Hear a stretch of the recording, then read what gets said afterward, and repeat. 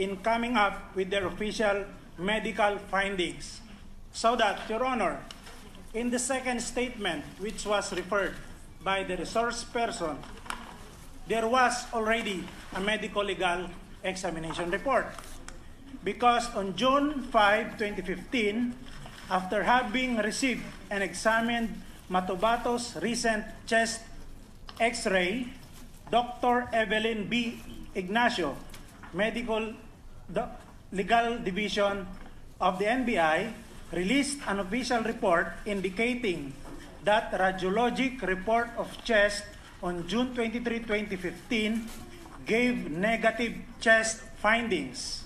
However, Dr. Ignacio reported having found a healing wound left buttock, lower medial aspect measures 0.3 times 0.3 centimeter in diameter.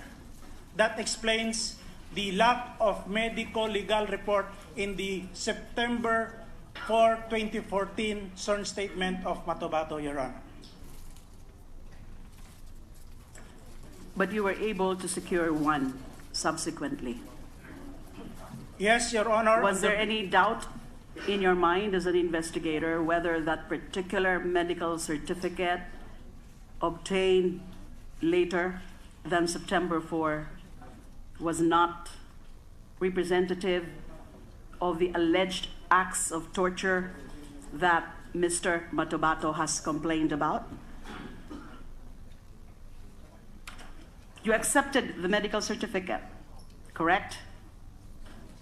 Because it formed part, I think, correct me if I'm wrong, that it formed part of your so-called evidence in filing torture case. You accepted it. Do you understand my question? Since kayo po ang nag-file ng kaso, kasama si Mr. Matubato as a private complainant, ganun naman ho talaga ang mga kaso sa NBI, di ho ba? Pag iniimbestigahan nyo na muna whether merong private complainant o wala. Kasi meron din po mga kaso na nagmomoto proprio investigation din po ang NBI, right? Yes, sa Your Honor. kasong ito, meron private complainant. Si Mr. Matubato mismo, an alleged victim of torture. Pero, finailan nyo, nag-file kayo ng kaso sa DOJ, specifically the National Prosecution Service. Ibig pong sabihin, ng pag-file nyo ng kaso, ay meron kayong what? Prima facie case. Yes, Your Honor. Naniniwala kayo, at least at your level, as investigators, na posible nagkaroon nga ng alleged torture as claimed by your private complainant. Correct? That's right, Your Honor, because apart from our findings, it passed through our legal division and the nag-i-evaluate. findings of our legal That is also your SOP. Bago Yes, nyo Your po Honor. pinafile ang isang kaso, let's say sa National Prosecution Service of the DOJ or the Office of the Ombudsman or any other forum or venue, pinapa-evaluate nyo muna yan sa legal. And the legal division agreed that there is probable cause for the filing of charges at the investigator's level, not necessarily the prosecutor's level. That's Tama right, po? Your Honor. Okay. So narinig nyo na po? SPO3 Las Cañas, o opinion nyo na naman po yung sinasabi nyo kanina about the medical certificate? Your Opinion Honor. o speculation? Your Honor, as an investigator, Your Honor, it is a basic to submit the alleged victim of physical injury or torture for the medical legal officer to determine if there was really a torture or it might be a self-inflicted injury. Tama po yan. That's the whole purpose of that requirement. It's a legal requirement for medical, na magkaroon ng medical examination. Now, ito pong tanong ko po sa inyo. Kaya po kayo ganyan, ini-insist nyo, yung tungkol sa medical certificate is dahil dinideny nyo nga, tinatanggi nyo na tinorture nyo si Mr. Matobato. Totoo? At Personally, Your Honor, hindi niya ako na-charge dinideny dito. nyo o hindi? Wala pong torture, Your Honor. At ano po yung sabi nyo? Hindi kayo chinarge? Ang charge po niya sa akin, Your Honor, arbitrary detention. But when he appeared dito, Your Honor, sa Senate, sinabi niya na I was part of the torture. Hindi po totoo yun. Kasama po yan sa charges na final ni Mr. Matobato at ng NBI. I don't think itatanggi yan ng NBI. Pakitanggi na lang please kung hindi totoo na yung charges na final nyo against SPO3 Arthur Las Cañas, as well as, can you again correct me if I'm wrong, Ronald Lau, kasama po, kinasuhan, Attorney Tuvera? Your Honor, I will check the records of this case because there were policemen who were not part of the charges. For example, he is claiming that the resource person is claiming that only arbitrary detention was filed against him. I will check on the records, Your Honor, and I will inform the Honorable Committee later on because I brought with me the whole record of this case. Because my notes say na hindi lang arbitrary detention as defined in Section 3, Article 124 of the Revised Penal Code, but also Anti-Torture Law, Republic Act number 9745. Tapos kung babasehan po natin sa sinasabi ni Mr. Matobato, yung mga di umano na nag-participate sa kanyang pag-torture, aside from this resource person, is si Ronald Lau, Jay Francia, Donito Ubales, Rizalino Aquino, and Jim Tan. So my next question, also to the NBI, it's okay if you can't answer it now. Sino-sino dito sa mga inakusahan ni Mr. Matobato na nag-torture sa kanya ang eventually kinasuhan niyo sa National Prosecution Service of the DOJ? Our report states, Your Honor, that the following police officers were charged by our Death Investigation Unit. Police Senior Superintendent Vicente Danao, SPO1 Renante B. Medina, SPO2 Rizalino G. Aquino, SPO2 Bienvenido C. Furog, and SPO4 Arthur B. Las Cañas. Nature of cases, Your Honor. For subjects Danao and Medina, violation of RA 9745 or the Anti-Torture Act of 2009. Second case, violation of Section 2 of RA 7438, an act defining certain rights of persons arrested, detained, or under custodial investigation. And C, violation of Article 124 of the Revised Penal Code, meaning arbitrary detention. And for subjects Aquino, Furog, and Las Cañas, violation of Article 124 of the Revised Penal Code as amended, or arbitrary detention, Your Honor. So insofar as you are concerned, arbitrary detention po, insofar as SPO3 Las Cañas, ang pagkaso sa kanya. Yes, Your Honor. Even if the claim of Mr. Matobato was that it was Las Cañas who took charge of his torture, at yung torture po ay naganap doon sa IDMB DCPO office. Yes, Your Honor, that was the claim. But after our investigation, we came up with this conclusion upon evaluation also by our legal division that only Danao and Medina were charged of... Because they're the ones who directly and personally participated in the alleged acts of torture, I guess. Yun po ang dahilan kung bakit sila ang kinasuhan nyo, yung dalawa lang. Dalawa lang po ba yun? Dalawa po yung...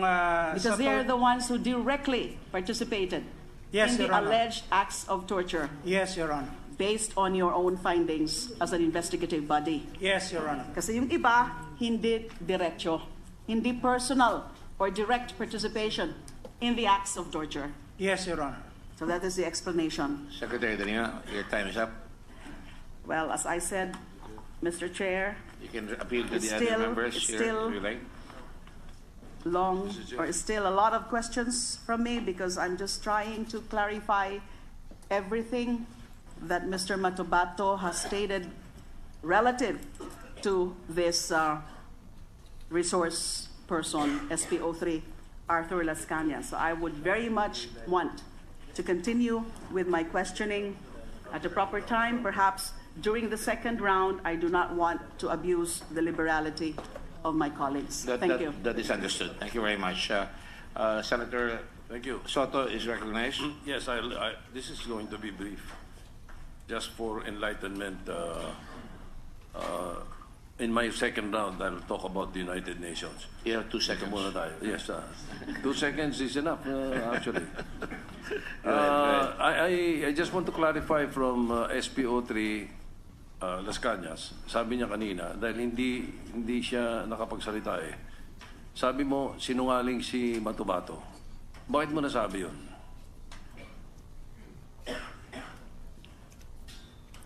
Your Honor, sir, una po,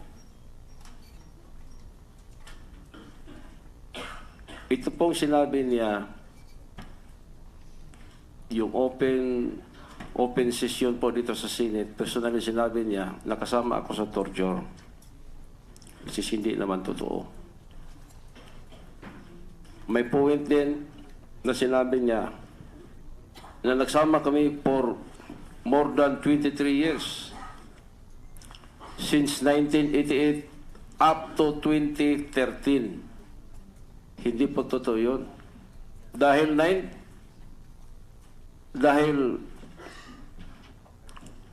yung 1988, civilian pa po ako noon. Nag-awol po ako, na-reinstate ako 1989.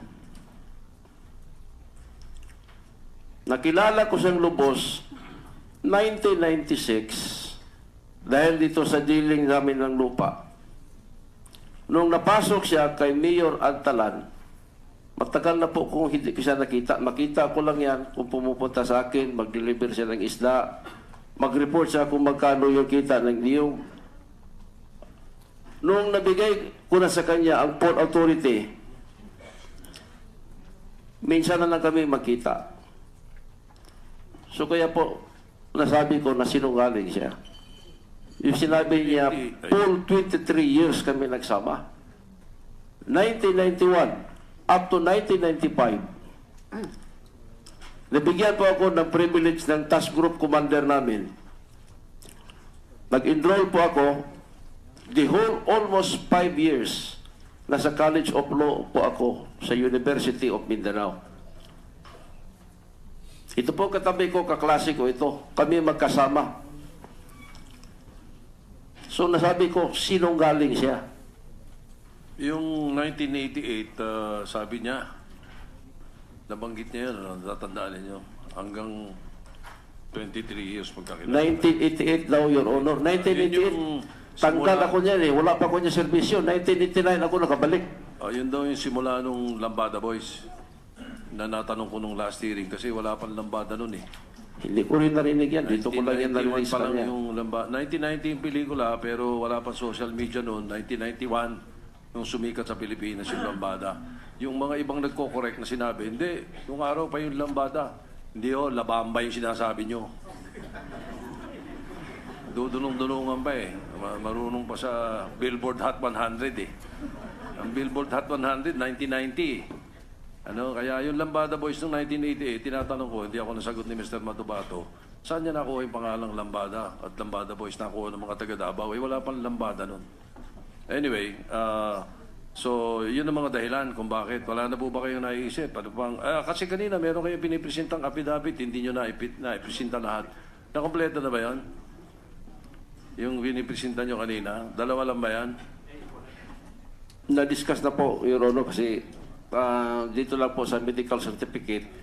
Kaya nakungkod ko po na the probability that this statement was taken outside of Metro Manila. So 1 year after no magkaroon ng submit ng medical certificate sa pangalawang affidavit. Yes, So Your dalawang Honor. affidavit pala ang sinabmit ni Mr. Batubato sa NBI. Yes, Your Honor. At NBI. I'm not sure if there were only two statements, Your Honor, but I am aware that sequence of interview and interrogation were conducted by the NBI. So meron pa isa. Yes, Your Honor. It's In other here in words, the records. he executed 3 affidavits. I'm not sure, sir, but as of today, there were 2 affidavits, and that is correct, Your Honor. I Alright. just don't know if there are other affidavits. Can you, apart from this, can you, well, anyway, please submit to the committee all the affidavits that were executed by Mr. Matubato, no? And then also earlier, attorney, you said during the first time that he was investigated or he filed a complaint in the NBI, you said there was a video and pictures. Di ba ba? Pakisubmit nyo na rin sa committee, pakikita natin kung sabog-sabog ang mukha niya or whatever torture na nakita niya, di ba? Makikita natin sa video. Submit the video and the pictures. Attorney Tavera. We will do that, Your Honor. Thank you. And then finally, Mr. Chair, COMSEC is directed to make sure that you get all these documents and the video. Thank you. And all the affidavits. Because I was told that originally he testified here that he had no affidavit. And then Senator Cayetano accosted him with 1 affidavit. And now there's 3. There's 2 more. So that's 3. There are 2, to be sure, Your Honor, but I don't know if there are other affidavits. All right. I was under the impression that he had no affidavit, and now there's 1 during the time of Senator Cayetano, and now there's 2, and then there may be 3. Is that correct? Yes, Your Honor. But can I have just 1 minute, Your Honor, please? Sure. Go ahead. Just want to amplify my previous reply and also to set the record straight. What the resource person is talking here is that there was no medical certificate in support of the case filed against him. But as I have said, as far as him, Aquino, and Furog are concerned, they were only charged for violation of Article 124 of the Revised Penal Code, and that is arbitrary detention. In cases of arbitrary detention, medical certificate is not required. Just to set the record straight, Your Honor. Thank you. all right. Okay. Anyway, that confirms what SPO3 Lasagna said, that ang charge niya arbitrary detention, hindi torture. All right. Now, just one more point, Mr. Chair, before I give up my time. To the Philippine National Police, there was a point raised about legal procedures or proceedings against the police, ano, kanina, and that a certain institution should be. Dapat ito may kakombinasyon nito eh. Do you have a police defender's office? Na pagka ang police nakakasuhan, meron silang abogadong naka-ready na matatakbuhan? We have legal service, Your Honor. What do you call that? Legal service is composed of lawyers, Your Honor, who can help the police in their legal problems. Up to the what level? Regional level? Provincial level? Up Or to the just in regional Camp level. Rame? Up to the regional level lang, Your Honor. We have lawyers in every region. Regional level lang. Yes, Your Honor. Don't you think you should go down to the provincial level at least? How I wish, Your Honor, up to the police station level. If we have a lawyer assigned in every police station to take care of their legal problems, Your Honor. And as well, guide them as well. All right, thank you, Mr. Chair. Perhaps I'll just wait for my other turn because it's a completely different issue that I have. And this is about the claim of some United Nations officials. So, at a later time. Thank you.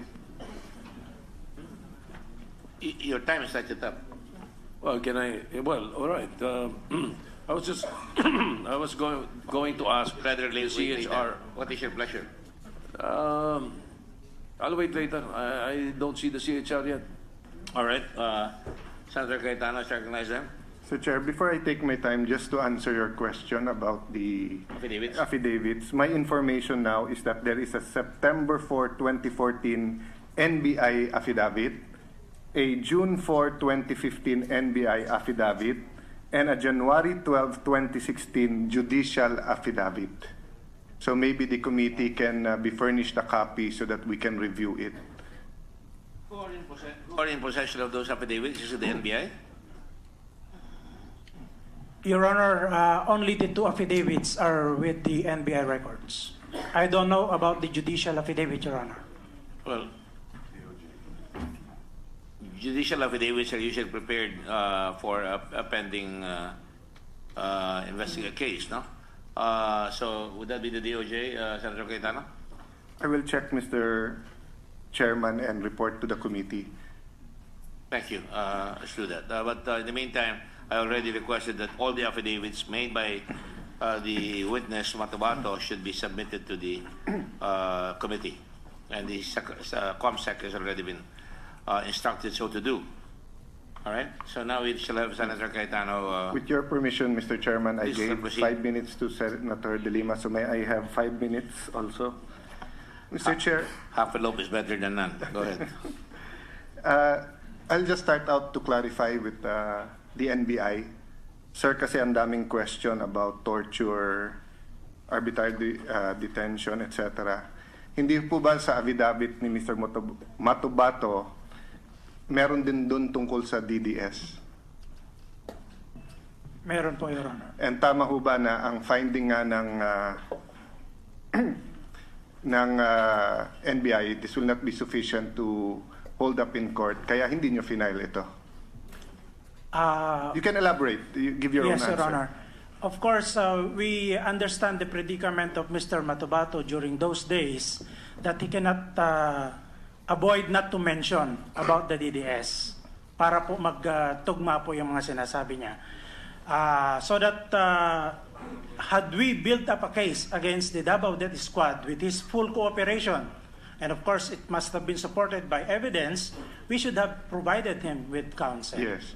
But based on all of his statements there, the NBI at that time decided not to file a case against Mayor Duterte and the DDS.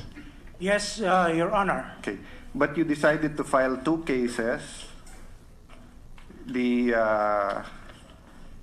violation of RA 9745, RA 7438, and the other one is violation of 124. That's right, Your Honor. Okay. And although Senator De Lima properly interpolated and asked you about your belief of probable cause, the DOJ said this: after a careful evaluation of the complaint and supporting documents attached to it, we are constrained to dismiss the subject criminal cases filed against herein respondents for insufficiency of evidence to establish probable cause. Correct? Yes, Your Honor. Yes. So ni hindi umabot sa trial at ni hindi yung hindi tinimbang yung ebidensya in so far as beyond reasonable doubt because probable cause lang wala, because it was found out that he was not arbitrarily detained but rather he was properly arrested for illegal possession of firearms because yung kanyang permit was already expired. And then may 3 magazine with 29 rounds of magazine. Tama, sir? That's the turf of the DOJ. But that was their decision. Yes, Your Okay. Honor. Thank you, sir. SPO3 Lascanas, sir, may ilang tanong lang po ako, sir. Yes, Your Honor. I just want to give you a chance to answer the allegations kasi I'm sure pamilya mo, kapitbahay mo, mga taga Davao. Senator Pacquiao reminded me na dito sa Manila, yung circle of friends mo lang at siguro yung ka-social media mo kilala mo. But sa probinsya or sa mga syudad outside Metro Manila, halos magkakakilala kayo lahat eh. Tama po? Pardon, Your Honor? Like sa Davao po, halos magkakakilala kayo. Yes. So when allegations like this na basically tinawag kang killer, apektado ka at ang pamilya mo. Yes, Your Honor. Okay.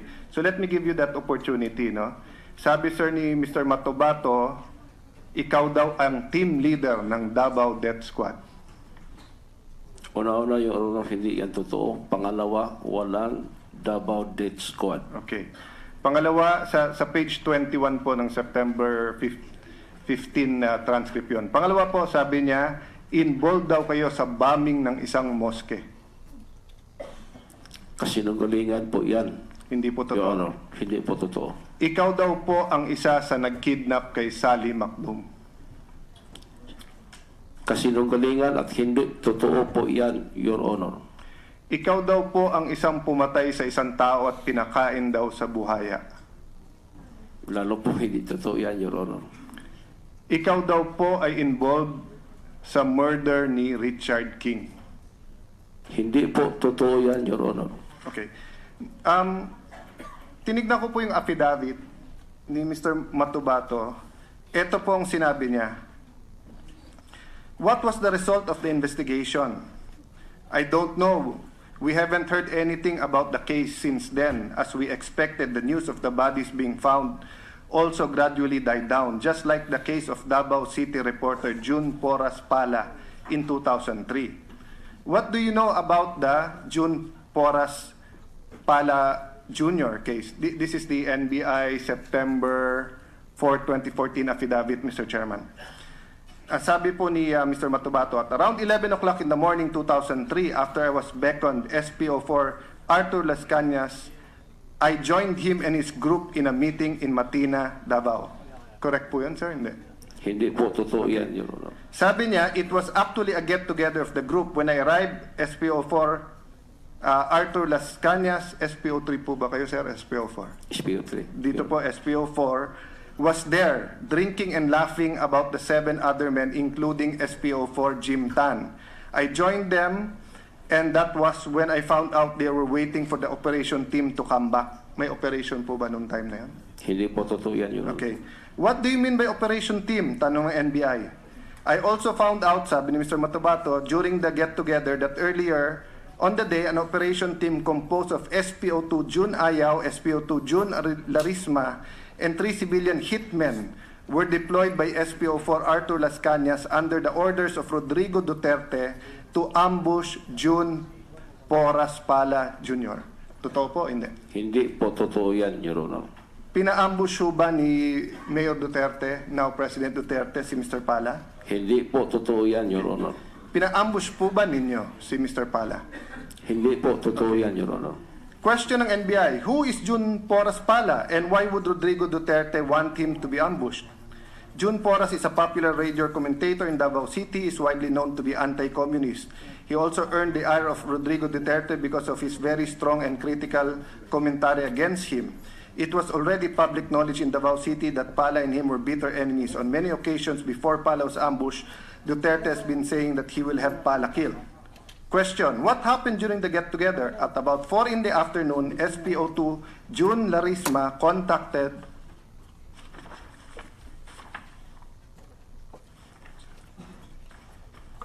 Sorry, I just lost the page.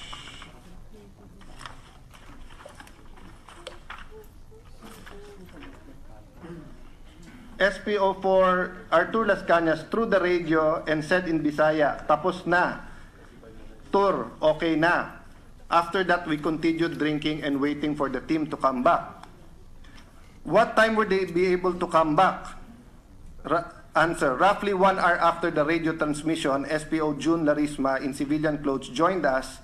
In the others, members of the operation didn't come back anymore. SPO2 June Larisma reported to SPO Las Cañas that they probably talked minutes later. We already stated hearing in the TV news and radio about the death of June Porras Pala. So nireport daw po sa inyo 4 o'clock, patay na daw po si Pala. Totoo hindi?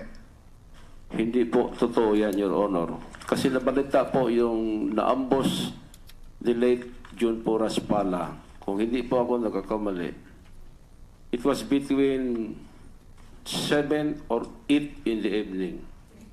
Putok po masyado yung balita. To that point, Mr. Chair, I'll submit to the committee the spot report dated September 6, 2003, 6:45 p.m. for more or less na napatay si Mr. Pala. And lastly, Mr. Chair, just a manifestation. I was going to let the comments go about the safety of the country and of Davao, and I'll not debate, but I was just reminded by many of our kababayans, and Mr. Chair, your advocacy has always been tourism. I don't want to give the international community the idea na hindi safe sa Pilipinas. So I won't argue, was it safer during Pinoy's time now? It is the internet community, the netizens who voted Davao as one of the safest in the world. But just for the sake of Philippine tourism, Mr. President, there are issues, but it is safe in the country and it is safe for the tourists to come into the country. Thank you, Mr. Chair, for this time. Thank you, Senator Cayetano. Senator Lacson, do you have a question? I just have a few questions, Mary. Can you please stand up, Sergeant SPO4 Las Canas, SPO3 Las Canas? Who's taller, you or Matobato? Pakita niyo po. Po. Sorry. Sino po mataas sa inyo dalawa? Ako po. Kayo? Yes. Gaano kalaki ang taas niyo kay Matobato? 5'5" po ako. 5'5". Si Matobato, palagay mo, anong height? 4'9", 5'1"? Mga ganun siguro. Your Ano, Honor. 4'9" o 5'1"? Hindi ko po sure, Your Honor. I would imagine that he's about 5, no? 5'1"? 4'10"? 4'10". Kilala niyo ba si Sally Macdum? Hindi po. Narinig ko lang yan po nung nagsalita siya dito. Kasama ka ba na nagbikti sa kanya? Hindi po totoo yan. Sinungaling po yan, Your Honor. Ang sabi niya, kasama kayong dalawa na binikti si Sally Macdum. Nilaslas ang leeg, tapos pinagsasaksak na pinagsachap o pinagtatadtad. Alam mo ba yan? Hindi po totoo yan, Your Honor. Hindi totoo yan. Alright. Alright, that will be all. I just wanted to make sure that I know. I know. Ano bang height ni Senator Pacquiao? Kasagutin sa akin, Your Honor. Senator Pacquiao is recognized. Thank you. Thank you, Mr. Chairman.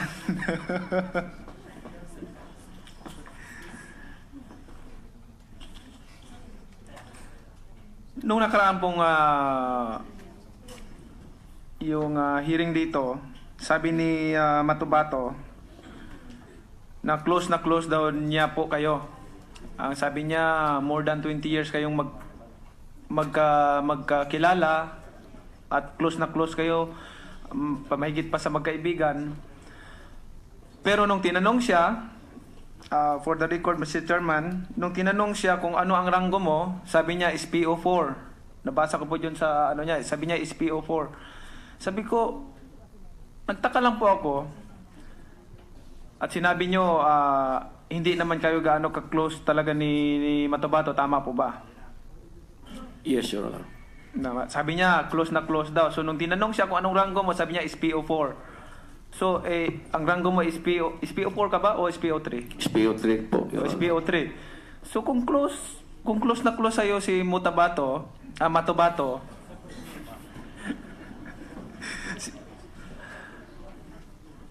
hindi niya malalaman yung ranggo mo at hindi siya magkakamali dito, no? Narinig natin yung statement mo dito sa mga tanong sa pag-close examine, pag-testimony mo rito. Hindi pabago-bago yung salita mo. Makita natin yung statement ni Matobato dito. Pabago-bago yung statement niya. Pagka napupuna mo na nalaman natin na mali siya, at nagbago-bago yung statement niya, nagdadahilan na naman siya. So, sinabi niya na, ganun ba talaga pag mag-aedad ka? Sabi niya, pag mag-aedad na daw, nakakalimutan. Ganun po ba talaga pag nakaka-edad, nakakalimot ka? Lahat po ba nakakalimutan? Hindi naman. Depende siguro, Your Honor. Depende Hindi naman. siguro. Gusto ko pong itanong sa inyo, kilala niyo po ba ito si Sunny Buenaventura? Yes, Your Honor. Kilala niyo po, sino po si Sunny Buenaventura po? Siya po ang dating driver bodyguard ni then Mayor Rodrigo Duterte.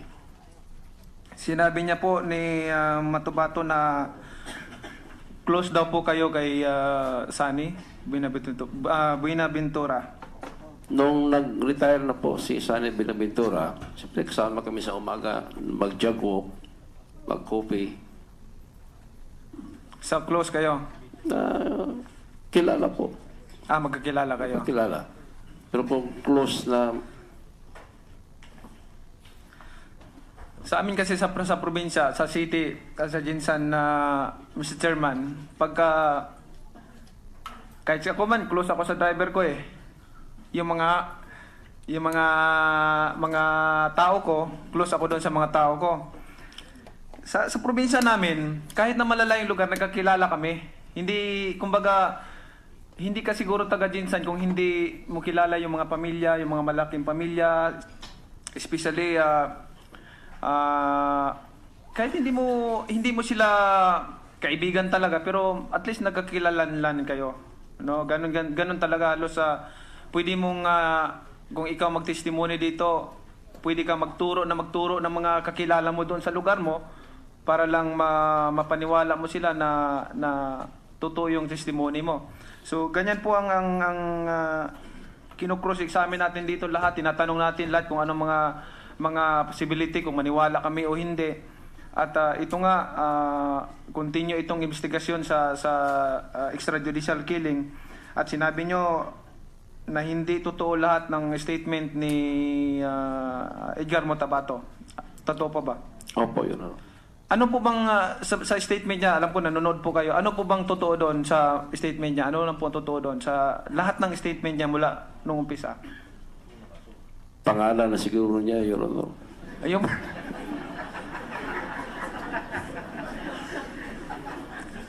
Mato ba totoo?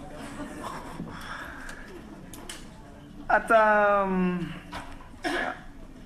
Mr. Chairman, for the record, Mr. Chairman, siguro itong issue na ito, hindi lang ito siguro ang pagtutuunan natin ng pansin dahil dito this committee we investigate, gather information and legislate. Wala kaming pinapanigan dito o sinong we don't want to persecute or single out anyone na sinasabi ko na hindi tayo pwede magprotekta dito ng mga witness dito o hindi tayo magtatago sa katotohanan, kundi ang mga katotohanan ipaalam natin sa buong sambayan ng Pilipino. At lahat yan ang ginagawa dito sa komitiba na ito. At ako po ay natutuwa sa patuloy-tuloy na pagdinig itong extrajudicial killing. Pero ang aking suggestion na Mr. Chairman na hindi lang po sana tayo focus dito dahil dito sa mga killings na ito, kundi yung mga naaresto, mga sumuko, mag-focus din po sana tayo sa rehabilitation doon sa mga naaresto kasi ilan yung natala na nag-surrender, na aresto 700,000 tapos yung naaresto 22,000. So kailangan siguro natin na mag-focus din tayo doon sa mga sumuko na 700,000 na ma-rehab sila lahat at matulungan natin. So for the record, Mr. Chairman, yun siguro kailangan din natin tuunan ng pansin. No? Tayo magtulungan, wag natin sirain ang ating sariling bansa, ang sariling tahanan natin. Magkaisa tayong lahat. Hindi natin suportahan natin ang ating ang mabuting advocacy ng ating pangulo, no, para sugpuin itong illegal drugs. At this is the first time, no, sa buong buhay ko ito ay napakasaya sa sarili ko, ang feeling ko, napakasaya ko dahil itong administrasyon na to ang unang talagang head-on dito sa problema ng illegal drugs. Alam nyo, yung illegal na drugs na yan, katulad ng statement ko nung kabataan ko, hindi ko dinideny na tumikim din ako ng mga ganyan, pero doon ko na-realize lahat na hindi talaga maganda. Kailangan, pag sinabi ng ating Pangulo na stop talaga, walang droga dito sa bansa, talagang walang droga dito sa bansa. At yan ay suportado ko ang advocacy ng Pangulo. Lahat ng mga instruction doon sa ating mga kapulisan na talagang ihinto na yung pinagbabawal na gamot dito sa ating bansa. Para sa gayon, umusad ang ating bansa at magkaroon tayo ng progresibong bansa at magkaroon ng maraming trabaho ang mga tao at tayo ay masaganang manirahan dito sa sariling bansa. Maraming salamat, Mr. Chairman. Thank you, Senator Pacquiao. Senator Lacson is recognized. SP03 Lasanyas, kiniklaim dito ni Matobato na napakalakas mo raw kay Mayor Duterte, ngayon President Duterte. Ikaw, sa palagay mo, kasi yan, subjective yan eh. Sa tingin mo, malakas ka o napakalakas ka kay Mayor Duterte? Sinungalingan po yan, Your Honor. When I say malakas para pagkatiwalaan na utusan ng mga sensitibo mga bagay. Ano yung mga naiutos na sa iyo ni Mayor Duterte noon para mabuo sa isipan mo na ikaw ay malakas sa kanya o hindi malakas sa kanya? Ano yung sa tingin mo, pinaka-sensitibo na bagay na naiutos sa iyo nung mayor pa siya? To be honest, Your Honor, walang inutos sa akin si Mayor Rody Duterte because of my position in my rank. Well, in fact, Your Honor, meron akong indirect na incident.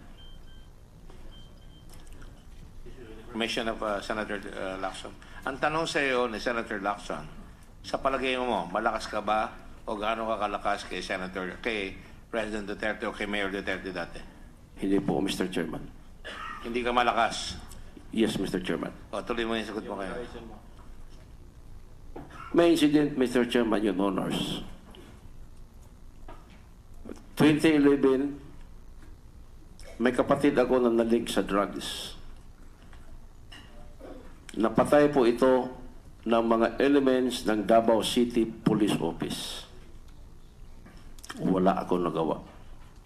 Ano ang pangalan ng kapatid niya? Cecilio Las Cañas. O? Cecilio Las Cañas, Mr. Chair. Cecilio. Yes. 2014, yung isa namang kapatid ko, Fernando Las Cañas, na-involved naman sa illegal drugs, napatay na naman ng mga elements ng Davao City Police Office. Wala ako nagawa. Ang pangalan po? Fernando Las Cañas. My two brothers po, Mr. Chair, Your Honors, napatay ng mga kasamahan ko sa Davao City Police Office. Kung malakas ako kay Mayor, bakit hindi ko natulungan sila? Siguro kung hindi po siguro ako pulis, mas natulungan ko sila. So, talagang tahasang pinabubulaanan mo yung aligasyon ni Matobato na napakalakas mo kay Mayor Duterte. Wala pong katotohanan yan. And to add, Mr. Chair, Your Honor, nung nagkaroon ako ng severe illness, on dialysis ako, yung panganay kong anak na bago lang pasar sa nursing, nag-apply sa City Hall of Davao City. Hindi lang ito natanggap, na insulto pa. Hindi natanggap. Yes, Mr. Chair. Kung gano'n ako ka-powerful o kalakas, o Hindi most lang powerful sa hindi- policeman, Arthur, hindi lang sa hindi natanggap ang ibig sabihin. na-insulto pa. Ito pa. Gano'n ba kalakas? Powerful? Kaya itong mga allegation dito ni Mr. Edgar Matobato, I'm sorry, Mr. Chair, Your Honors, malakas ang boses ko. masama masyado ang dating sa akin. Na-damage na ang mga kapatid ko because of illegal drugs. Dahil pulis ako, wala akong nagawa. Ipalabas pa na most powerful, very wealthy, very influential, saluduhan ng general, walang mapuwit na city director ng Davao City, kung hindi dadaan sa akin. Talagang pambabastos sa katauhan ko ito. I'm sorry. Yeah, sa tingin mo, bakit sinabi ni Matubato yung mga aligasyon niya laban sa iyo? Sa iyong palagay lang. Somebody must be behind him. Dahil wala ka namang alam na personal na galit niya sa iyo. Hindi mo naman siya na-own siguro sa transaction sa lupa. Two times ko yan namura. Dahil doon sa kanyang activities, for more than 10 years, siya na mahala doon.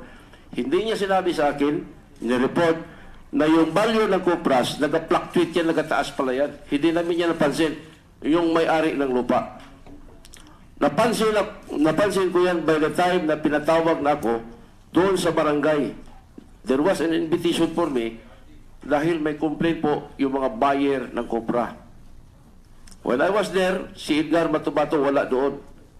Na-inform lang ako na may complaint sa akin because ako ang kilalang caretaker. Na yun palang niyog, hindi pa yan naging Kupra. Kumukuha na sa doon sa mga buyer. Nag-cash advance na yan. Pagka naging Kupra na yan, binibinta na naman niya sa ibang buyer. Bumunto sa akin lahat, almost 200,000 po. Minura ko yan. Hindi lang siya minura ko yan sa harap ng misis niya. So, nasabi mo, somebody must be behind him. Sino sa tingin mo ang nasa likod niya o must have been behind him? Mr. Chair, Your Honors, I'm sorry po, baka mali ako. Mahirap po personal ko na lang po ito. Hindi, kasi gusto rin namin ma-establish dito, ano bang motibo ni Matubato? No? Kung nagsasabi siya ng totoo, pinabubulaanan mo, paano kami mas maniniwala sa iyo kaysa kay Matubato? Kailan establish natin yung motibo, hindi ba? Kaya tinanong ko sa iyo, ano kaya ang motibo ni Matubato? Sabi mo, wala ka namang makita na para... Magbigay ako. Sige. Sa personal ko lang po, Yes. na Mr. Chair, Your Yes. Honors. Baka politika. Bakit politiko ka ba? Bakit ikaw? Hindi naman. Sino? Kindly elucidate. Gusto niya siguro sirain yung presidente Mayor Rody Duterte. Kasi yun naman ang tumbok ng ano niya eh. Yung mga lahat na sinasabi niya, patayan, DDS, yung pagkain sa buaya, hindi naman totoo yun. Pero bakit ikaw ang gagawing kasangkapan ni Matubato para siraan si Mayor o si Presidente Duterte? Bakit ikaw, sa tingin mo, bakit ikaw napili niya? Mayroon bang perception sa Davao City na ikaw talaga ay malapit kay Mayor Duterte kahit hindi totoo? Para ikaw yung mapag-isipan na gawing kasangkapan para sirain si Mayor Duterte? Wala po, Your Honor. Pero kahit po, Your Honor, yung mga media ng Davao City, kasi usually si Mayor dati, pag lumalakad yan, may kasama mga media. Not even a single footage ng media ng Davao City na makita ako, kasama ako ni Mayor Duterte. None po. So, maski sa perception ng mga taga Davao, wala makapagsabi na ganun ka kalapit. Ibig sabihin talaga malapit, ha? Yes, Your Honor. Hindi pwede dahil hindi ka naman nakakasama. Yes, Your Honor. Ngayon, doon nga ako nagtataka, bakit ikaw ang napili ni Matubato na gamitin nga para kung sakaling siya ay nagpapagamit din, kung sakali lang, ha? Para siraan si Presidente Duterte o si Mayor Duterte. Yun din ang pinagtaka ko, Your Honor. Wala ka ring idea. Wala, Your Honor. Hindi mo kami matulungan sa komite para makabuo man lang ng aming paniniwala kung ano ba yung pinagmulan ng lahat ng ito. Kasi alam mo, nagugol naming oras dito, napakahaba na rin. At marami na rin nabilad dito. Hindi ba? Meron 2 pulis Pasay na dito na napailan ng kaso dahil sa pagdinig dito. At yung PNP nalalagay minsan sa balag ng alanganin, no? Yung sa perception sa mga tao, para bang alam mo, kanina nag-uusap kami ni Chairman Gordon, ano? Kasi tiningnan ko Wikipedia, ano ba ibig sabihin ng extrajudicial killing? Ang definition, sinasabi, it is a killing of a person by government authorities na hindi dumaan sa legal procedure or sa proceedings. Masama kasi ang pag-uusapan namin dito, extrajudicial killing, yung pala ang definition ng extrajudicial killing, parang may presumption na kagagawa ng government authorities. Ano? Pero sa pangkaraniwang perception, ako even or before I look it up, ano, akala ko pag-uusapan namin yung extrajudicial killings, yung hindi ginampanan ng kapulisan kung hindi ito yung mga death under investigation. Hindi. Ang ibig sabihin talaga, at ito rin siguro ang pananaw ng international media, na ang aming dinidinig dito yung mga pangyayari involving government authorities. Meaning, yung 1,375 police operations. No? Kasi yun ang maliwanag na kagagawan ng government authorities. Lahat pala yon. Kung tutuusin sa pag-uusapan namin dito, pwede i-classify na extrajudicial killings na itinatanggi ng PNP dahil nga may presumption of regularity. Ikaw, nag-aaral ka naman ng LLB, hindi ba? So, di ba, pagka tayo, pareho, galing din ako sa law enforcement. Pag may ginawa tayo, ang presumption kaagad, regular ang ginawa natin. Mapwera na lamang na later on, ma-prove otherwise. Then, kanina, pag-uusapan natin, ilan yung murder cases. Hindi mo pwedeng ibilang doon. Sa murder cases, yung regular o yung legitimate police operation. Pero later on, kung halimbawang 1 o 2 kaso, na-prove na hindi naman pala legitimate police operation, papasok yun na rin doon, di ba? Madadagdagan na yung murder case doon sa statistics. At mababawasan yung legitimate police operation. So, ako hanggang ngayon nagtataka kung bakit nga si Matubato hindi ko naman sinasabing nakapag-spin ng ganong istorya kasi puro face value tinitingnan, and it's up to the members of the committee to form our individual opinions on the matter, hindi ba? Kami magsasabi, kasi ako pagka may nagsasalita dyan, bukod sa ako yung nakikinig, nag-observe din ako kung ano yung kanyang, pag tinanong siya, paano ba siya sumagot, ano ba kanyang body language, kasama yan eh. Kasi tulad mo, lumaki rin ako nag-iimbestiga. Lumaki rin ako sa intelligence community. Yan din ang aking exposure. So lagi akong gano'n. Pagka meron kaming dinidebrief, hindi agad ako maniwala. And quietly, nag-check ako sa kanya mga sinasabi. Kasi meron mga verifiable facts na pag verify mo, mali pala sa katotohanan. Kaya nga at first blush, pagkatanong ko kay Matubato, 2 kagad yung nakita ko na hindi tugma doon sa katotohanan o sa talagang nangyari. So in my book, mababa yung credibility niya. I'm sorry for saying this, ano? Doon sa ating mga kasama rito na maaring mas mataas ang paniniwala kay Matubato. And kaya nga tinatanong ko sa iyo, hindi mo rin naman masagot. Bakit ikaw ang naisip ni Matubato na gamitin kung siya man ay ginagamit o nagpapagamit para siraan si Pangulong Duterte? At hindi mo rin kami mabigyan ng sagot. Kasi simple lang kung halimbawang ang target si Mayor Duterte, bakit hindi nala si General De La Rosa ang dikdikin dyan? Dahil siya yung in-appoint ng Chief PNP, siya siguro yung malakas o malapit. Pero ikaw, kung malapit ka, dapat SPO4 ka. SPO3. Magre-retire ka ng SPO3. Nag-apply nga ako, Your Honor. I have 2 special spot promotions. From SPO2 to SPO3, spot promotion. SPO3 to SPO4, spot promotion yan. Nung pinalo up ko pag po, spot promotion, waive naman yung period, yung before retirement. Hindi yes, ba? Your Honor. Pwede ka No, ma-promote. matagal na yan, Your Honor. Presidente na si Mayor Duterte, dapat napagbigyan ka sa spot promotion para makapag-retire ka man lang na SPO4, ang pension mo bilang inspektor. Yun nga, Your Honor. Kaya, Matagal na po ito. Hindi rin ako magpaniwala na malakas ka. O baka napabayaan ka na ni General De La Rosa. Hindi, nagpalo up ako, Your Honor, sa Krami. If I can remember right, 2010. Special order na lang yung labas eh. Kalimutan na natin yung 2010. Kalimutan na natin yung 2015. Pero starting noon time of June 30, kung malakas ka, sa tingin ko, SPO4 ka na ngayon. Dahil hindi naman tinitingnan yung 6 months ka na lang sa serbisyo, wave na lahat yun kasi spot promotion eh. Yun nga eh. Di ba? Malaki rin naman ang diferensya ng pension between a retired SPO3 and a retired SPO4. So, ang tanong ko ulit, malakas ka ba talaga kay Mayor Duterte o hindi?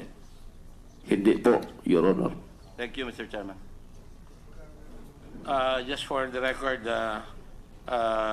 Senator Ralph Recto arrived first before Senator Villanueva. So, in the order of questioning, they may question later. Baka naman kaya hindi ka malakas baka naman dahil tinutukoy ka ni Mato Bato, binigyan mo ng lumang relo, hindi yung bagong relo binigyan mo sa kanya. Binili na rin, tapos sinuot niya. Hindi kaya. Biro lang yan, biro lang. Para lang masyado ng tense, no? Okay. Alam mo ba, ibig sabihin ng 2 relo? Sabi mo kanina kasi eh. Sabi mo, ayaw mo naman na magsuot ng 2 relo. Yun nga, Your Honor. Alam mo ba yung biruan namin sa 2 relo? Delikado yun. Abay, 2 relo, di gumaganon. Senator Trillanes is recognized. Maraming salamat, Mr. Chairman. Speaking of that relo na binigay, SPO3 Las Cañas, ito, para magkaalaman kung sino nagsasabi sa inyo ng totoo, sinabi mo kanina na ang binigay mo sa kanya yung segunda mano. Yung sinuot ko po. Yung suot mo, yung binili mo, yun yung Sinuot sa'yo. ko. Yung resibo, tsaka yung lumang relo mo, yun yung binigay mo.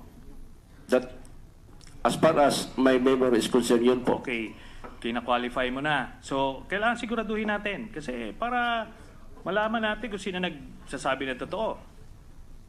Ano, titindigan mo yung statement mo na yan o babaguhin mo? As far as my memory is concerned po, matagal na nangyari yan O eh. yan na. Di ba? Kanina sigurado ka, ang binigay mo yung lumang relo. Ngayon, hindi ka na sigurado. Okay, I will stand my statement. Yes. You will stand by your statement. Yes. So kung papadala natin dito yung relo, pati yung resibo, na nandoon yung serial number, pag nagkapareho yon, paano na? Masasagot na ngayon yung mga katanungan nila kung sino papaniwalaan. Ikaw o si Mr. Matobato. Simpleng ano lang, simpleng test yan. Your Honor, kung relo lang ang basihan sa credibility, Hindi. para may problema yata. Hindi. Yes. Alam mo, SPO3 Las Cañas, magkakaproblema ka. Dahil, sigurado ka, I gave you an opportunity to qualify, pero hindi, pinaninindigan mo. So ngayon, kung sakaling papadala natin yung resibo, tsaka yung relo, pag nagkapareho yon, wala na lahat nung sinabi mo. Okay? Kasi test ng credibility yun eh. Your Honor, wala pa ako nabasa na libro sa law na yung test of credibility relo. Ikaw yung nagsabi niyan eh, pinapanindigan mo eh, di ba? O ngayon, nag-ano ka na, namimiloso po ka na, SPO3 Las Cañas. Alam mo, pinag-oobserbahan kita, gaya ni Senator Lacson, inoobserbahan ko yung demeanor mo. Alam mo yung actuation mo, hindi pang SPO3. Talagang iba. Kasi nakita natin yung mga chief superintendent, si General De La Rosa, hindi ganyan. Pero ikaw talagang iba ang demeanor mo. Okay? Oh. Personal opinion niyo pa yun, Oh. Your Honor. Yan, di ba? Anyway, susubukan natin. Sinabi mo kanina na na-observe mo ay na base sa iyong recollection itong si Mr. Matobato nakapatig na may M14 kasi sinasabi niya, ano siya, auxiliary unit ng Ang Scout Rangers. auxiliary unit ng Scout Ranger. So maari ito yung sinasabi nilang yung sinasabi niya na naging miyembro siya ng CHDF o CAPGU. Mga anong taon ito, SPO3 Las Cañas? Nung nakilala ko siya, 1996, Your Honor. 1996. 1996, may auxiliary unit ng Scout Ranger noong mga panahon na yon. Siya nagsabi sa akin yun. Hindi, sabi nyo kanina na-obserbahan nyo siya eh. Siya nagsabi nga eh. Hindi. Doon sa statement nyo kanina, nakikita nyo siya, madalas siya nakapatig, tapos may M14. Yes, yes. Okay. So mga 1996 pa, gano'n na siya. Yes, Your Honor. Okay. Sige, maano natin. Ngayon sinasabi ni tinatanungan natin kung gaano kayo ka-close. Sabi mo kanina meron kayong mga 5 o 6 na transaksyon sa lupa, bentahan ng lupa, tapos binigyan mo nga ng 300,000 na komisyon si Mr. Matobato. So, kung hindi mo siya pinagkakatiwalaan, edi hindi ka makikipag-transaksyon sa kanya. Hindi ba? Yes, Your Honor. So yung sinasabi niyang kumita siya ng 300,000 na komisyon kasi pinagtatawanan siya dito nung una nung sinasabi niyang may mga transaksyon din siya sa nag-aahente siya ng lupa. Hindi pinagtatawanan siya rito eh. Pero yung pala totoo yung sinasabi niya. Okay. Ngayon sinabi mo kanina na uma-attend siya sa birthday ninyo. Di ba? Yes, Your Honor. Okay. Ngayon kung hindi kayo malapit, bakit naman siya may imbitahan sa inyong birthday? Hindi ho ba? Yes, Your Honor. Kasi yung nabigay ko sa kanya, Your Honor, na komisyon namin, hindi lang 300,000. Sabihin na lang natin mga more or less 800,000. Okay. So pero ang punto rito, kayo ay iniimbita mo nga sa iyong birthday. Ibig sabihin magkaibigan kayo. Yes, yes. O malapit Yes, kayo Your na Honor. magkaibigan. Yes. Okay. So again, yun yung tinatanong kanina ni Senator Pacquiao. Hindi naman kayo close, pero ngayon sinasabi mo, malapit kayo na magkaibigan. As far as dito po sa jail ng lupa, kasi parang may utang na loob din ako sa kanya, Your Honor. Okay. Kasi nagkapira ako sa kanya. So Dahil sa kanya mga rekomendasyon sa akin na lupa, so utang na loob na tinanaw ko po na utang na loob yun, Your Honor. okay na po yan. Basta iniimbita nyo siya sa inyong birthday. Kasi, Hindi lang sa birthday, natulog pa yan sa bahay. oh, yun. So talagang close nga kayo. So maliwanag yun. Ngayon, doon ba sa heinous crime section, nakasibilyan kayo, naka-uniforme? Civilian po, Your Honor. Nakasibilyan. Kaya hindi alam yung mga ranggo kasi mga nakasibilyan kayo, di ba? Yes, Your Honor. Okay, yun. Ngayon yung sinasabing ranggo, hindi yan tinatawag sa... Hindi ganun ang tawagan ninyo ni Mr. Matobato. Ganun ho ba? Yes, Your Honor. Hindi, ano ang tawagan ninyo? Sa akin, ang tawag niya, Chief. Sa Chief. kanya naman, Edgar. Okay, Yeah. Chief. Kaya hindi niya alam yung inyong ranggo kasi sanay kayo sa transaksyon ninyo na informal at nakasibilyan kayo, so yun ang reason. Ngayon si Mr. Matobato ba na-assign sa heinous crime section? Sa inyong pagkakaalam? Wala po. Hindi siya naka-assign. Kasi hindi naman siya polis. Okay, hindi siya pulis. Pero ano siya doon? Ano ba ang tawag nito? Naka-attach. As far as my knowledge is concerned, wala po. Hindi siya pumupunta doon sa inyong opisina. Pumupunta po. Pumupunta siya. Pero doon kung papakitaan kita ng payroll na ang nakalagay doon, assigned to heinous crime section, City Hall, ano masasabi niyo ron? Pagka-understand ko po, Your Honor. Naka-assign po siya doon sa compound ng Almendras Gym. Kasi po, yung kanyang bahay nasa likod lang. Yung first wife niya, yung kanyang original wife, na doon lang nakatira sa likod ng Almendras Gym. So considering po na malapit siya, yung kanyang, pagkaalam ko po, yung kanyang fixed assignment is doon sa gate ng Almendras Gym compound. And then yung opisina po ng heinous crime, nasa loob po ng compound, katabi lang po ng gym. Okay. Well, anyway, na-kumpirma na po natin yan na meron siyang na naka-assign siya sa heinous crime section, kagaya ninyo, no, kahit hindi siya pulis. At doon sa inyong mga assignments, gaano na kayo katagal na assign sa Davao City Police Office? Tsaka itong, by the way, itong heinous crime section, under ng Office of the City Mayor ito, di ba? Hindi po. Under ng Davao City Police Office. Okay, Davao City Police Office. So, ilang taon na kayong na-assign sa inyong career? Or for that matter, ilang taong kayong na-assign sa labas ng Davao City? Wala po, Davao City po lang. Davao City kayo simulat sa pool? Yes Diba? po. Okay. Yes po. Punta tayo kay, sa pagkakilala nyo kay President Duterte. Anong taon nyo siya nakilala? Since naging mayor po siya ng Davao City. 1988. Yes Okay, po. 1988. So, paano kayo nagkakilala? Kung nagkakilala po personal, sa tingin ko hindi po. Kasi makikita lang namin siya kung may accomplishment kami sa office, pumupunta siya kasama yung media, ganun lang po. So, since 1988 hanggang sa kasalukuyan, No, na-reinstate po ako 1989, and then napasok, kinuha ko ni the late Colonel Ernesto Makasait nung Anti-Organized Crime Task Group 1990 po. 1990. Kasi So, 1990 simula 1990 hanggang sa kasalukuyan, doon kayo naka-assign sa Heinous Crime Section. Nasaan ang opisina ng Heinous Crime Section? Sa loob po ng Almendras Gym Compound. Yung nung heinous crime po, Your Honor, 2001, 2002 na-organize yan, hindi na-resolve yan 2010. Okay.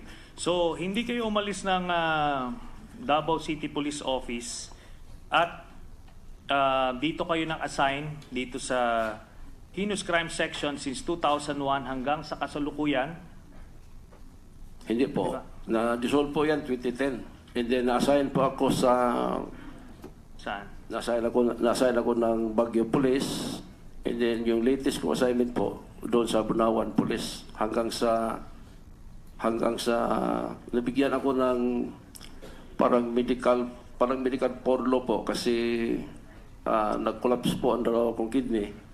And then nag-dialysis ako to the point na hanggang na kidney transplant po ako. Hanggang naabutan na po ako nitong non-duty status ko po kasi mag-retire na ako this coming December. Sige.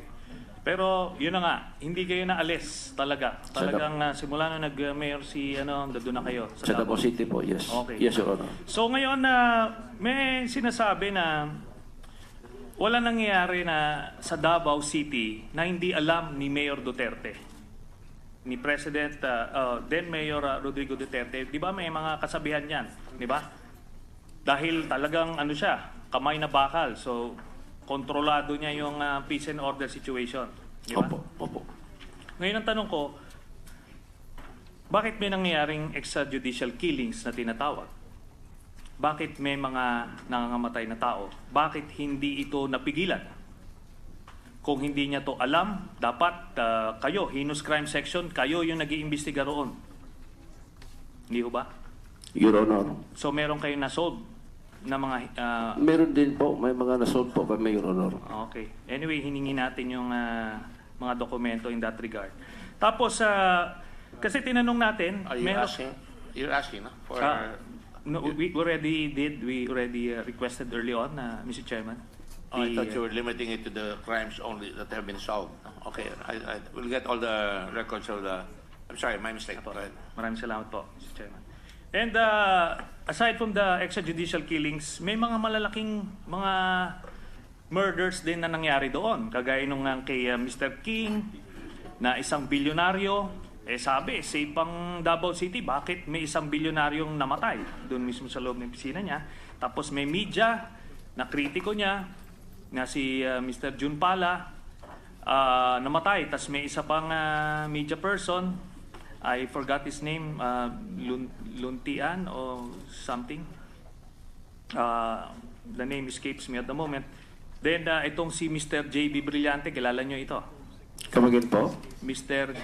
Former Mayor J.B. Yes. Brillante. Yes, Your Honor. O namatay din ito sa Davao City. Yes, Your Honor. Okay. So, ito yung mga malalaking mga assassinations, ano? Na sinasabi na bakit nangyari to?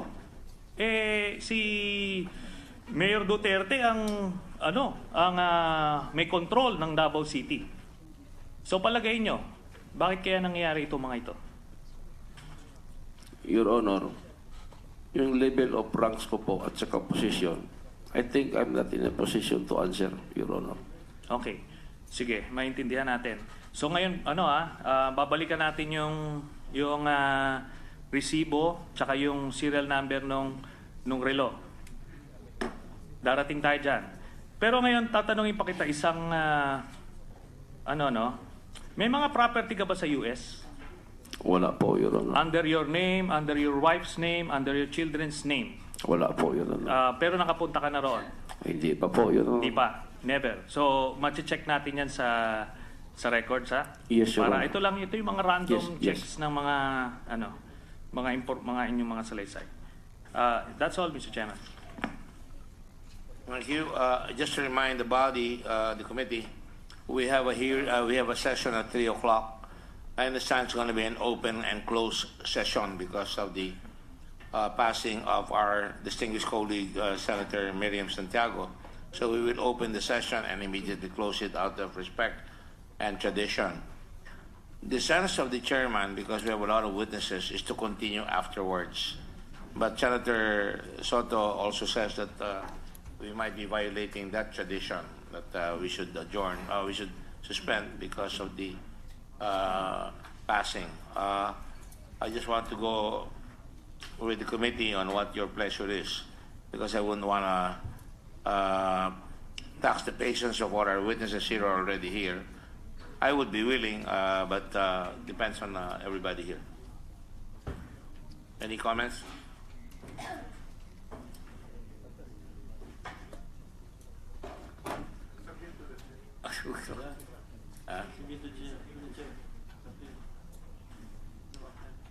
After the session, Open and close. Open and adjourn. out of respect for our guests, my own view is we continue. You say you continue? Do not blame me. I'm trying to fix the problem. All right. Mr. Chair, Yes. I think we all submit, I'm not speaking for my colleagues, but submit to the chair. My only concern is if it's going to be the next 3 days, if we can name, especially the higher officials of the PNP, like Chief Bato, because if he's going to be here the next 3 days, he won't be able to do his work Yes. for the yes. next 3 days. But I submit to your wisdom, Mr. Chair. Mr. Chair, if we continue later in the next 2 days, unless it's absolutely necessary, I think we can excuse the Chief PNP, General De La Rosa. Sir, Majority Leader, I'm talking about the high officials also. Like we have the NBI director, the USEC who is head of the PNP. But of course, if we need them, Mr. Chair, they're here to stay. I'm just saying in the next 3 days. Well, actually, we don't have 3 days because tomorrow when we hold it, it will be finished again by 2:30, and then the next day will be again at 2:30. So I just want to assure everybody that there is no delay, and we are very transparent here. I want to make sure that we finish it hopefully in the next 2 or 3 days because there are other things to do inside, and there are other things that I have to also investigate. There are many resolutions being referred to the Committee on Blue Ribbon, etc., etc. So my calendar would be extended and extended, and I don't want to have other senators say I'm not listening to some of their referrals here. So, with all due respect to my good friend and respected colleague Senator Soto, I would like to ask everybody to continue on along with our witnesses. It will be a quick session. They will open and then it will close. We will pass the resolution expressing our condolences to Senator Miriam's family. That's all. And Yes, then close. and then afterwards, we can then again come back here because they have to. I don't know if we have to reconfigure the. I suggest we don't reconfigure anymore. Kung pwede, kanya-kanya ng upuan, pwede ba yun?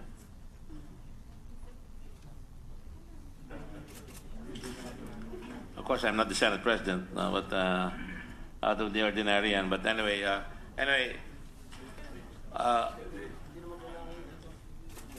ganito na lang siguro. 24 pa rin. It will just be a different one, but we'll have the majority floor leader and the Senate President pro tempore there or the minority there. So it's all right. You'll have a better visage shown to the cameras. All right? Okay, so, all right, we will continue afterwards as soon as, anyway, some of us have not taken our lunch. Yes. The person next in line would be you. Yes, you can have 10 minutes, of course. And then Senator Villanueva, Senator Gatchalian. Just kidding. So, all right. Okay, point of order. I enjoy seeing this young senator, and go ahead. We will do that. So, okay, that's what we agreed on. Senator Recto, you have 10 minutes. After which, by 2:32, everybody will stand up, and we will allow everybody to have their lunch and allow the preparations for the Senate hearing. Go ahead. Thank you, Mr. Chairman. Mr. Chairman, I will focus on the resolution itself, not so much on the credibility of these two other witnesses, but on the extrajudicial killing and the vigilante killings, Mr. President. But let me start by asking this question. SPO3 Arthur Las Cañas, kailan ba tinatag yung heinous crime section?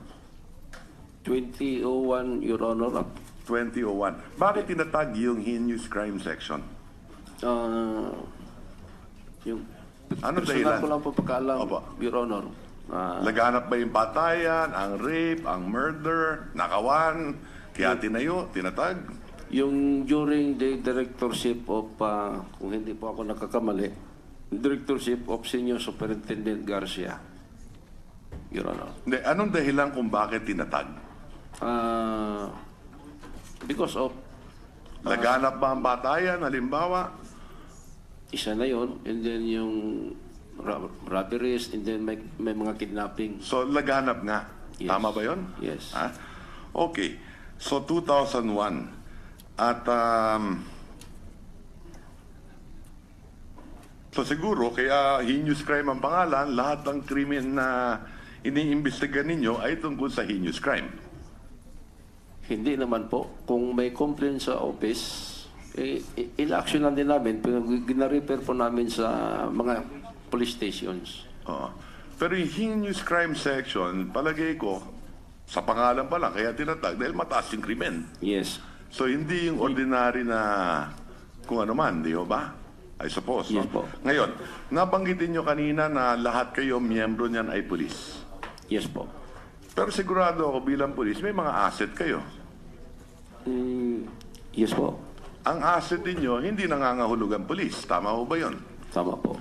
At sa pagkaalam ko, ang karamihan ng mga asset ay mga kriminal din. May, Di ho ba? meron ding iba na plain civilian lang po. Oo. Pero halos, Kung hindi pulis, sigurado civilian eh. Pero, hindi kayo kukuha ng asset, chances are, ang asset ninyo kriminal din. yes po. Di ho ba? Yes po. Okay. Ngayon, anong porsyento na, gusto ko lang maintindihan eh, anong porsyento ng mga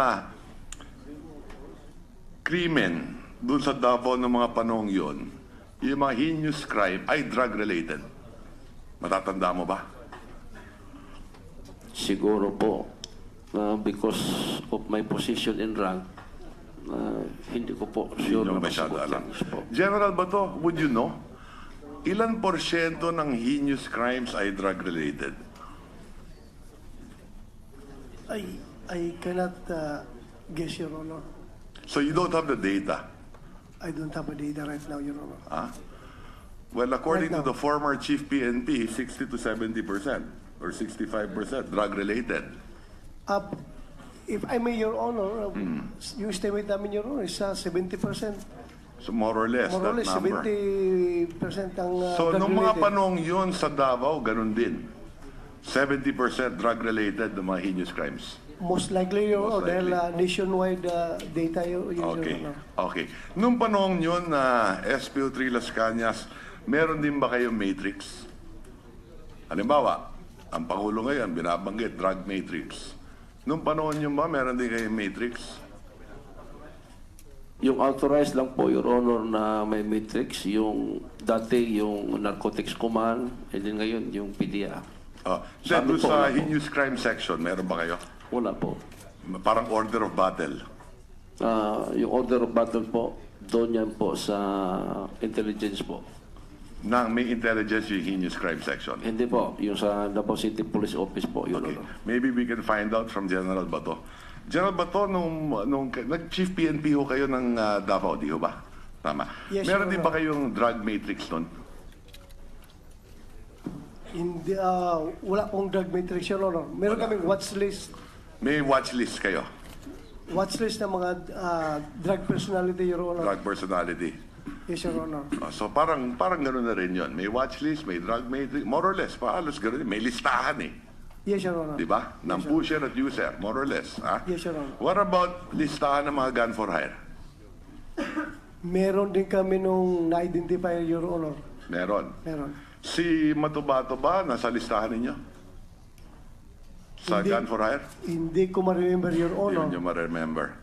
Pero narinig ko na Na posible. tirador siya. Gun for- tirador. Kasi parang natandaan ko yung nabanggit Narinig ninyo ko. eh, di ba? Pero hindi ko nakita officially doon sa Oo. list namin, Your Honor. Okay.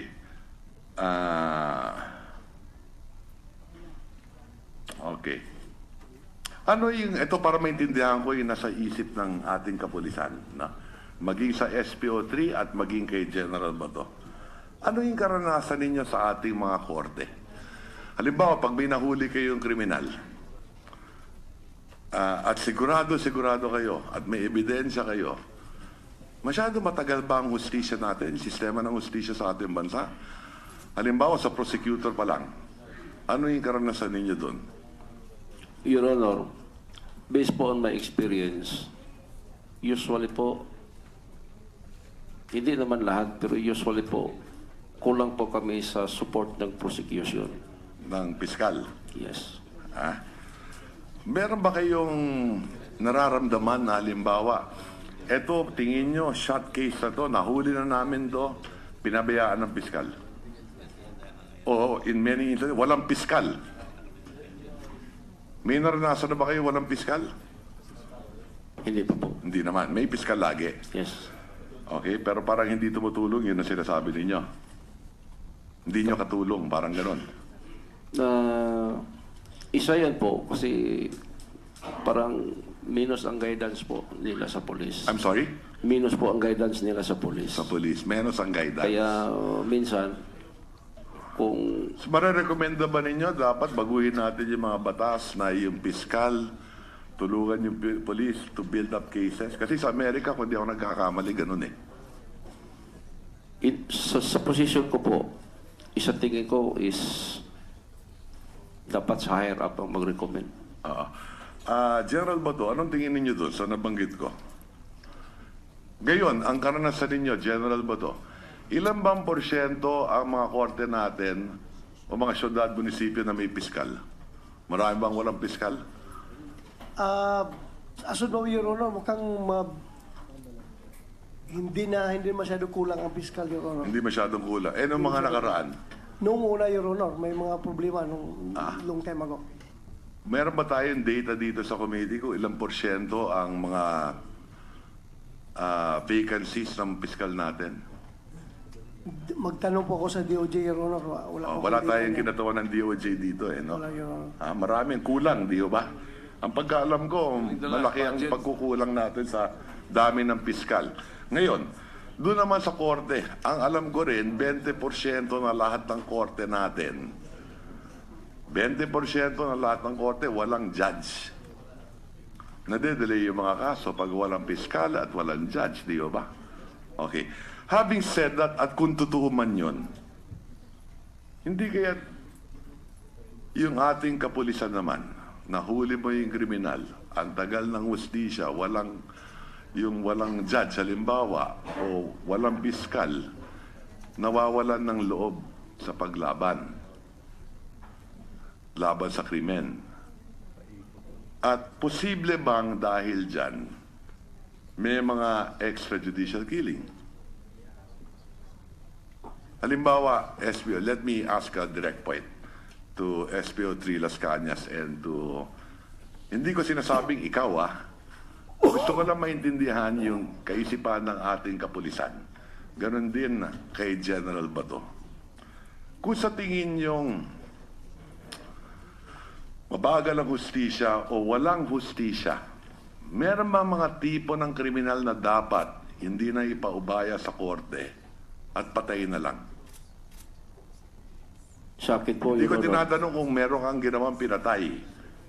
Opo. Ang tinatanong ko lang, dahil sa katagalan at kawalan ng hustisya, napag-uusapan ba ninyo to sa mga kapulisan, sa mga kaibigan, sa pagka wala kayong trabaho, nagiinuman lang kayo, halimbawa, o nagtotong eats kayo, halimbawa, na sa sobrang tagal ng hustisya, itong mga kriminal na to, na nasa battle order o kung ano man, ay dapat ito, mga to, pinapatay na lang to Meron Wala mga naman po. ganun bang, ni minsan, wala kayo na pag-usapan na gano'n? Well, sometimes, during drinking session, may mga... O yung mga ganun lang. Hindi mo yan maiwasan. Yung Tama. yung mga, halimbawa, yung mga parang na-discourage ka sa serbisyo, kulang ng support. Madalas ba yan na di-discourage kayo sa servisyo? And especially kung ang kalaban mo sa kabila, yung kaso magaling ang abogado, talaga wala kang laban. So, meron yan, hindi man yan Your Honor na sekreto yan, open yan sa among sa kapulisan. sa law enforcement, sa So kapulisan. naiisip yan, di ba? Ngayon, kung kayo pulis, at yan ang nararamdaman ninyo, yung kayang civilian, asawa na namatayan ng asawa, o magulang na na-rape yung anak, at alam, walang hustisya makukuha sa ating pamahalaan.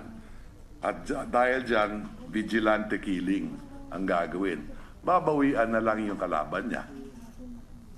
Maaring kabarangay niya o kababayan niya, kukuha ng sariling hustisya. Sa tagal ninyo sa serbisyo, marami bang ganyan? In my case po, wala po. Wala. General Bato, same question for you. Meron bang mga kriminal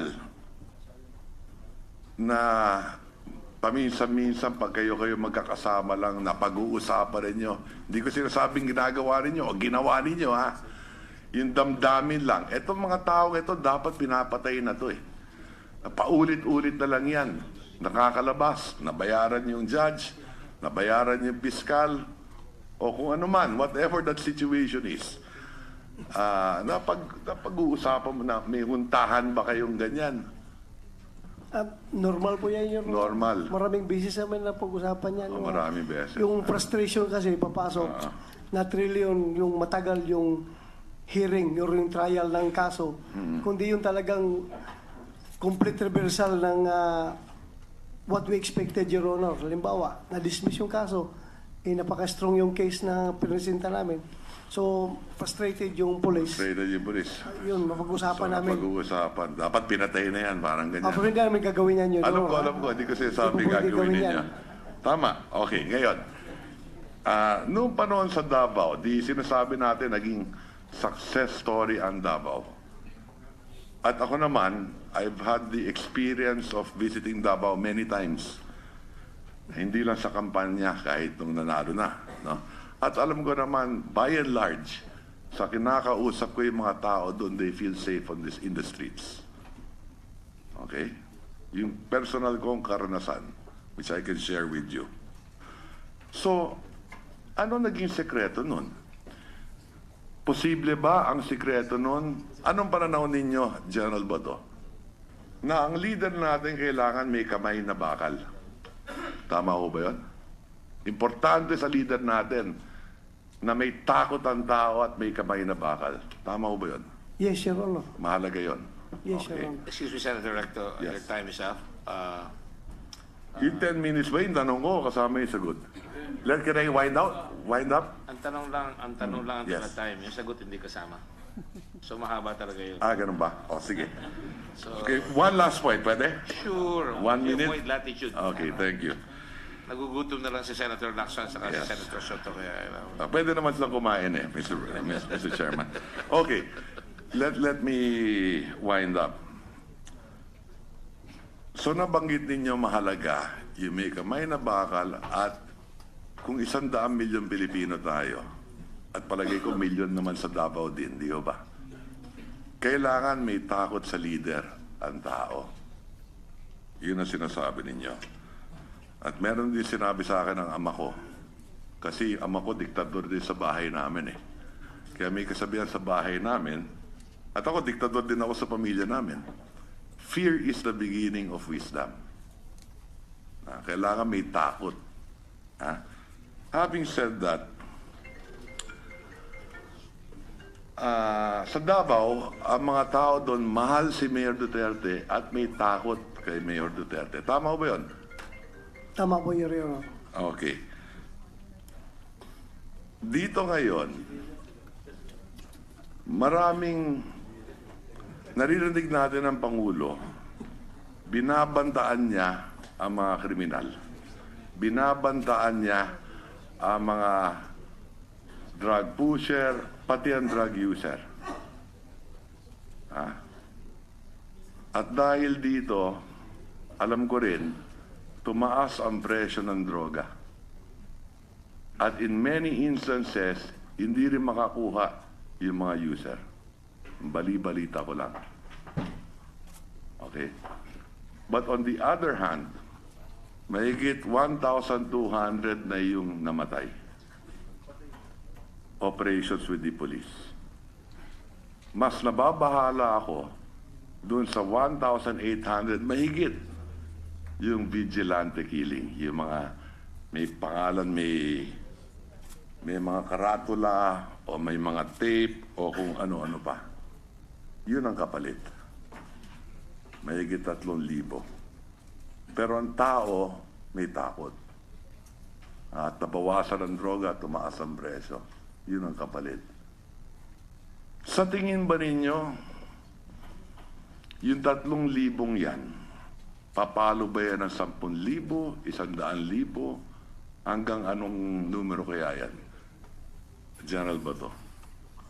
Kailangan may continuous yung takot, may shock and awe, di ba?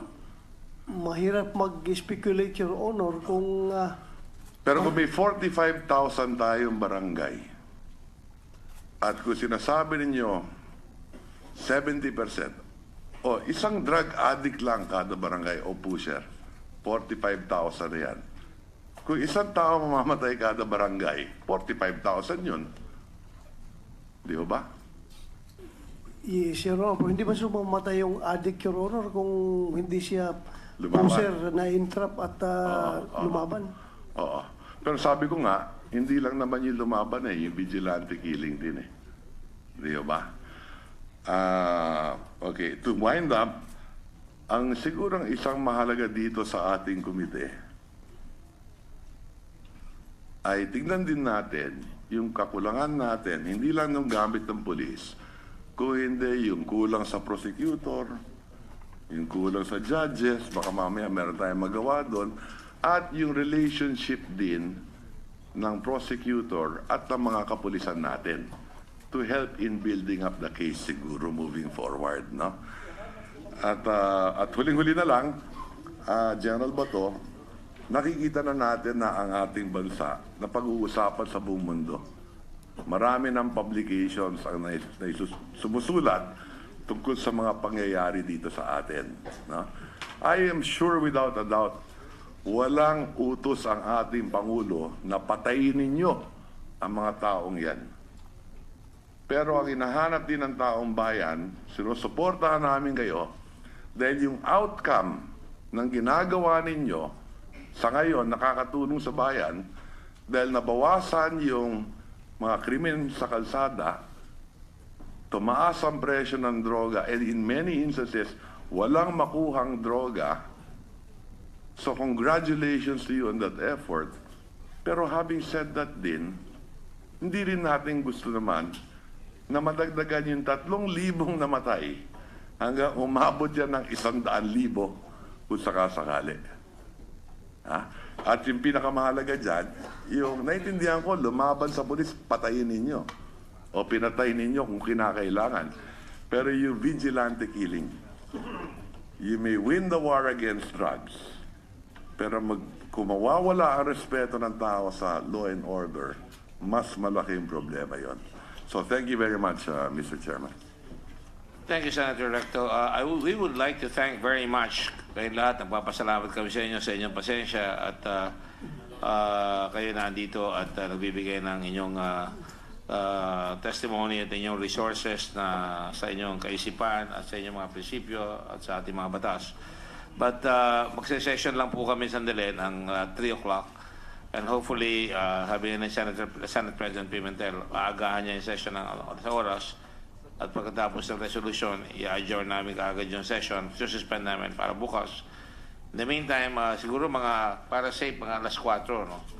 Mga alas 4 po, tutuloy po natin. Pwede na po kayong lumabas muna at magsikain. At alam ko hindi pa kayo kumakain dyan ng konti. Para maayos. Babalik po tayo ng alas 4. Session is suspended until 4 o'clock in the afternoon. Thank you all very much. Sir, iharap lang.